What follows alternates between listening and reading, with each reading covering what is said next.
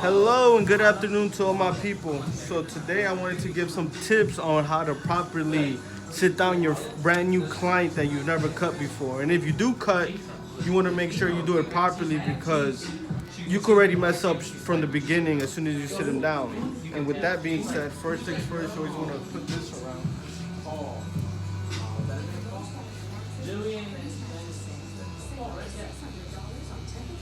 And first things first, you always want to make sure you have your client in front of the mirror.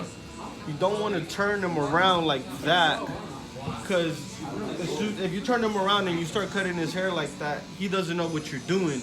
And since this is the first time you've cut him, he's already like, oh, snap. Like, man, I hope he don't mess up. I hope he don't go too high.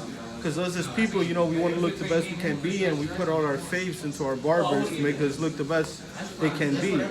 So if this was the first time I've cut his hair, at least if I put him in front of the mirror, he's able to see how far I go into his haircut, which is very important, because even if I go too low, it might help him out. He might be like, bring it up a little higher. Or if I go too high, it might help him out. Because the last thing you want to do is do a full haircut, and then he's like, man, that's not how I want it. And the reason being is because you had him turned around the whole time. So he wouldn't be able to see or give his opinion on how he wants his haircut. So that's something I suggest to all my barbers that's really important, because I know I hate when I do a haircut and I feel like I'm done, and then he's like, man, that's not what I wanted. But that's my fault because I should have proper communication with him from the beginning. So I've been cutting his hair for a long time, so I know what he likes. But let's say if I didn't, our communication skills should be good, because I might think he just want a taper fade or something. He really wants a fade all the way around. But his terminology or the way he communicates to me in haircut, verbal wise, I don't know the best way to put it. It may be different by the way I say things. A fade might be just a taper to him, or a taper to him might just be a fade to me. Or a bald fade, or skin fade. People in New York, you got blowouts, low fades, high fades, drop fades.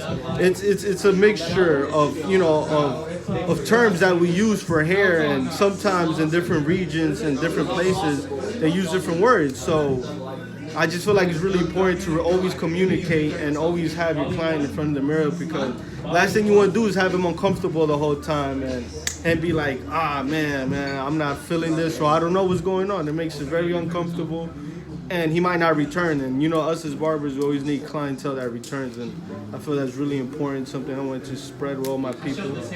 So if you like what I said, please share, post it, let people know, help out. This is a future tip for future barbers, because been in the game for a little minute, and I just feel like sharing that with you guys. And with that being said, always clean your clippers too before you start cutting somebody, because nobody likes no nasty ass clippers. That's disgusting if you do that. Peace.